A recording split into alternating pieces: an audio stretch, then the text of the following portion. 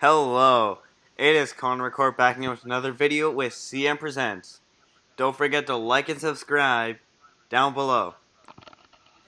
Also, don't forget to subscribe to Slimes. Today we're going to be learning how to ride a Ripstick.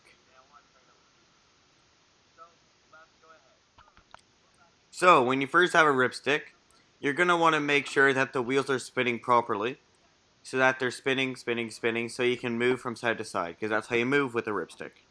You're going to want to put it on facing you, and on the ground where it's about an inch off the ground and the wheels are facing away from you.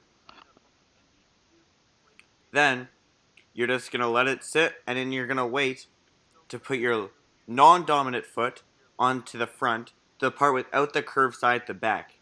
You're going to put it up, and then you're going to push off 1, 2, and then step on. Once you step on, then you're going to just go. And you're going to have fun and ride around. So, it's going to be good because now we're going to learn how to turn. So how you turn essentially is when you push off, you're going to move your front foot either to the right or the left to decide where you turn. To move back to go faster, you're going to move your back foot and kind of shimmy and shake to go faster.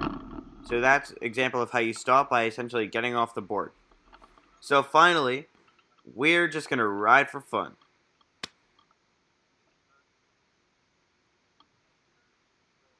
And always make sure your Ripstick can twist from side to side because that's how you turn.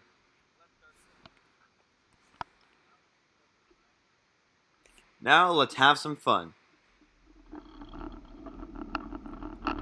As you can see, I am moving my back foot to go faster, and I am moving, that's how I'm going faster, and now soon enough you'll see me turn to the left by moving my foot to the left.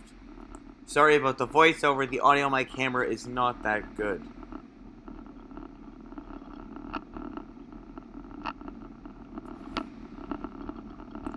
So as you see, I move my foot to the left, which moves the top part of the Ripstick to the left, which means I'm turning to the left.